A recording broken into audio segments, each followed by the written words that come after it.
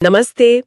इतिहास को अगर हम देखें तो एक बात तो साफ है, बड़े से बड़े साम्राज्य भी, मतलब चाहे वो रोमन हो, ऑटोमन या फिर सोवियत संघ, वो हमेशा टिके नहीं रहते। उनका पतन तो जैसे तय ही होता है।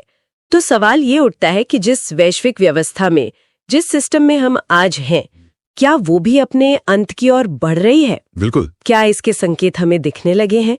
चलिए इसी पर थोड़ी गहराई से बात करते हैं आज। हाँ, और ये बड़ा दिलचस्प सवाल है, क्योंकि जब हम गुजरे हुए साम्राज्यों के पतन के कारणों को देखते हैं तो कुछ खास पैटर्न, कुछ तरीके बार बार नजर आते हैं। अच्छा।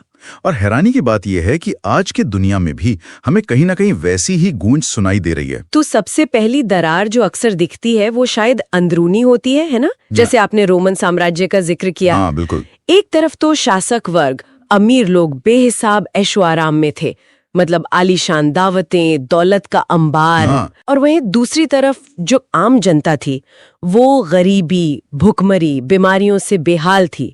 मतलब अमीर गरीब के बीच की खाई बहुत बहुत ज्यादा बढ़ गई थी। सही बात है। और वो जो मध्य वर्ग था वो लगभग खत्म सा हो गया था। और देखिए, कुछ वैसी ही तस्वीर, कुछ वैसे ही पैटर्न आज हमें अमेरिका में नजर आ रहा है। हाँ, कैसे? जो मध्य वर्ग कभी अमेरिकन ड्रीम की रीढ़ माना जाता था, हाँ, वो आज मतलब बुरी तरह संघर्ष कर रहा है।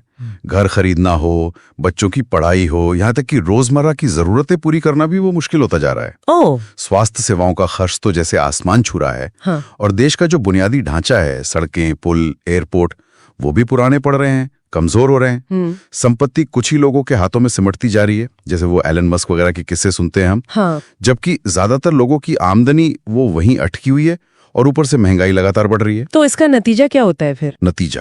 नतीजा ये कि व्यवस्था के प्रति, सिस्टम के प्रति एक गहरा गुस्सा है, एक मोहभंग है, जो हमें कभी नस्लीय तनाव के रूप में दिखता है या फिर अमीरों के खिलाफ बढ़ते विरोध में।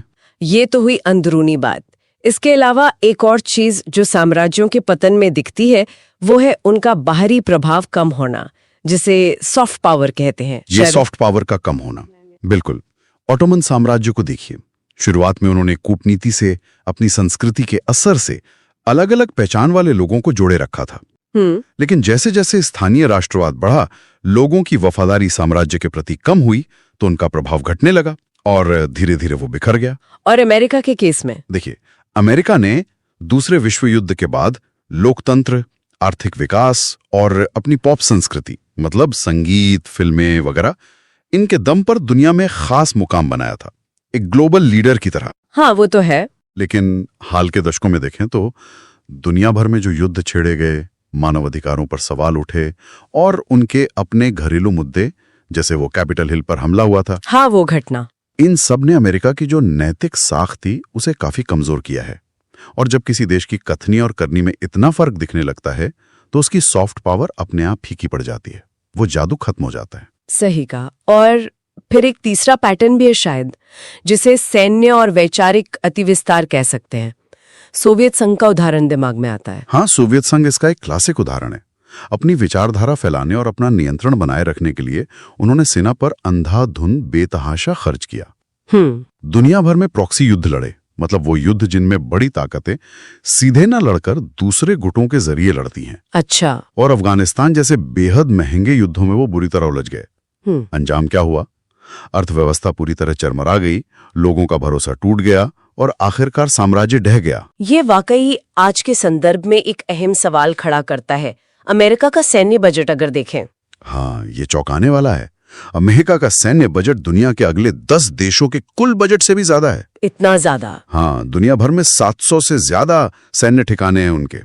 इराक और अफगानिस्तान जैसे युद्धों में खरबों डॉलर फूंक दिए और नतीजा क्या निकला? अस्थिरता, तबाही और नुकसान। और ये सिलसिला जारी रखने के लिए अक्सर नए दुश्मन घड़े जाते हैं, कभी चीन, कभी रूस, ताकि इस भारी भरकम सैन्य खर्च को जायज ठहराया जा सके।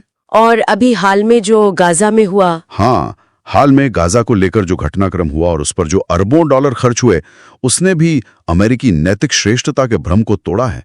लोगों को अब ज्यादा साफ दिख रहा है कि उनके टैक्स का पैसा कहां जा रहा है और शायद ज्यादा जरूरी कहां नहीं जा रहा है। तो ये समानताएं तो वाकई मतलब चौंकाने वाली हैं। इतिहास जैसे खुद को दोहरा रहा हो। अंदरूनी दरारें, दुनिया में घटता हुआ प्रभाव और ये हद से ज्यादा सैन्य खर्च, ये सब किस तरफ इशारा कर रहे हैं? बिल्कुल, और ये सब एक ऐसी दुनिया के बीच हो रहा है जो खुद बहुत तेजी से बदल रही है। देश आपस में नए गठजोड़ बना रहे हैं, व्यापार के लिए डॉलर के विकल्प तलाश रहे हैं, नई मुद्राएं अपनाने तक की बात हो रही है। तो यहाँ एक बड़ा सवाल ये उठता है कि क्या ये जो मौजूदा वैश्विक व्यवस्था है, जो काफी हद तक अमेरिकी हितों के इर्द गिर्द बनी हुई लगती है, क्या वो अपने स्वभाव में ही अस्थिर है? क्या वो हम धीरे धीरे अपने पतन की ओर बढ़ रही है? ये एक ऐसा सवाल है जिस पर विचार जरूर करना चाहिए। अगर आपको ये बातचीत जानकारी भरी लगी और दिलचस्प लगी तो जियोपॉलिटिक्स हिंदी यूट्यूब चैनल को लाइक और सब्सक्राइब करना ना भूलें। धन्यवाद।